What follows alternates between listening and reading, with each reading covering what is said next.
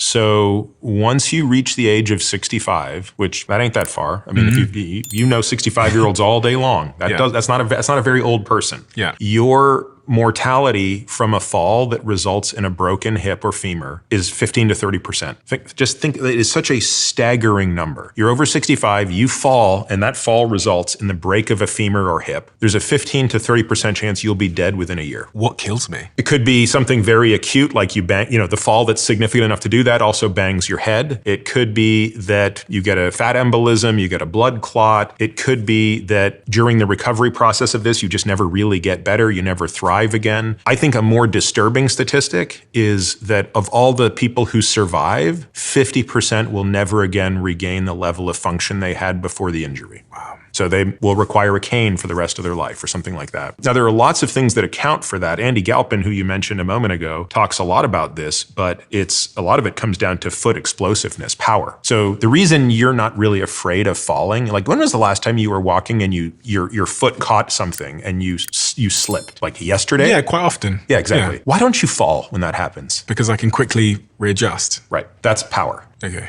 So you have the power in your foot to readjust when you lose your step. You step off a curb, not realizing it doesn't matter. You readjust. Oh, God. Okay, those are a very, very specific muscle fiber that is responsible for that. It's called the type 2B muscle fiber. That is the first fiber that atrophies when you age. In fact, you're already at your peak. It's all downhill from where you are now. Thank you so much. Yes. So I'm already 20 years past you, and my power is a fraction of what it was 20 years ago. Now, I fight like hell based on the exercises I do to try to keep it as high as possible. So the reason that these, people who are in their 70s are falling all the time is people think it's a balance thing. It's not just a balance thing, right? It's that they're undergoing the same insult you and I undergo on a daily basis, but the difference is their probability of being able to catch it, either through the explosiveness of their foot or their lower leg, coupled with maybe not being able to grab onto something as quickly and adjust. It's a power deficit problem.